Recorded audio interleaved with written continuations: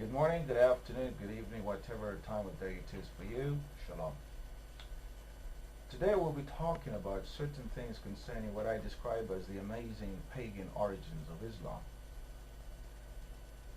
For example, let's assume that you wrote a book today and 500 years later someone had copied your book without your permission. How would you feel if you lived that long anyway? You might get angry, you might sue for copyright infringement, perhaps. Right, so let's consider some of these things, because remember, we've been finding out that the Quran has borrowed a lot of materials from the Middle Eastern countries like Israel, from the Jewish people, from Christian sources, from Gnosticism, heretical religious groups in the 7th century AD, from Persia, from the Zoroastrians, from the Hindus of India, etc.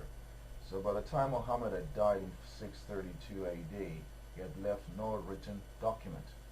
But the first written document from the Muslim side is that the Quran came in 790 AD. And how do we know this? Because the Muslims themselves have actually dated the earliest manuscript of the Quran to 790 AD. And it is called the Al-Mal scripted Quran. The words Al-Mal simply meaning slanted. And that's how it came about.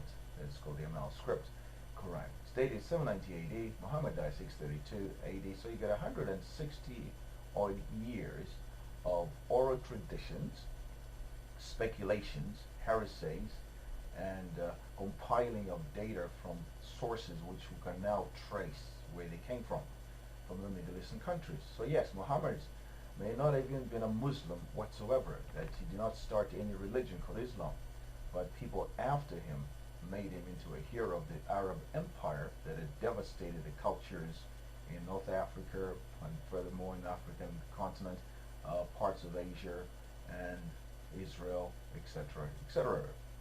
So now we're finding that the sources of the materials in the 114 chapters of the Quran are not from God, but are actually man-made.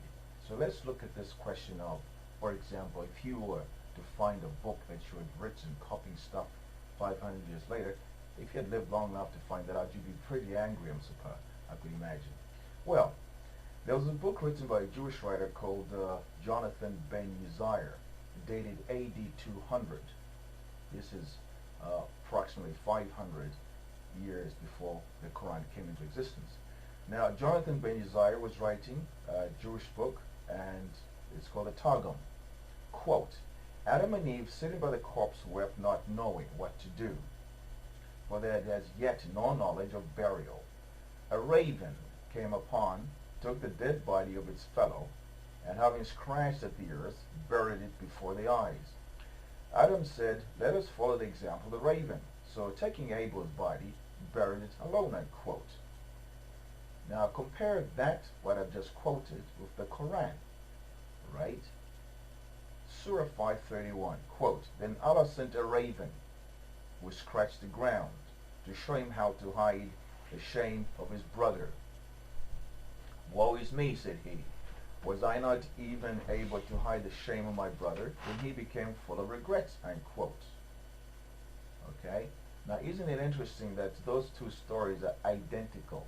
It's about a raven, about burial, about Adam's children, Adam, right? Abel. So what's going on? Now the Quran was written probably by General Hajjaj and other unknown writers of the Arab Empire, wrongly called Islam, from about AD 790. Let's go further. There's another Jewish writer called the book Mishnah Sanhedrin. A writer was Rabbi Perky Eliezer, stated around about 200 to 400 AD, that period of time in history. Quote, We'll find it said in the case of Cain, who murdered his brother, the voice of thy brother's blood cries out. And he says, it does not say he has blood in the singular, but bloods in the plural. You were created single in order to show that to him who kills a single individual, it should be reckoned that he has slain the whole race. But of him who has preserved the life of a single individual, it should be reckoned that he has slain the whole race, end quote. We'll look in the Quran in chapter Surah 532, written in 790, in other words, 390 years later. On that account ordained for the children of Israel, that if anyone sue a person, unless it be for murder or for spreading mischief on the land, it would be as if he slew the whole people. And if anyone saved a life, it would be as if he saved the life of the whole people. End quote. Now let's look at this. There is no link between Surah chapter 5 verse 31 and verse 32 in the Quran. Yet if you read the Jewish Mishnah Sanhedrin chapter 4 verse 5, you do get the link. So question is, why? Because someone in Kufa city or Arabia did not know how to connect his own book, the Quran. He or she needed to borrow Jewish books.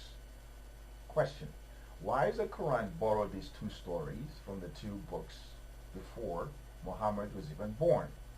Remember, the two books were written 300 years before Muhammad.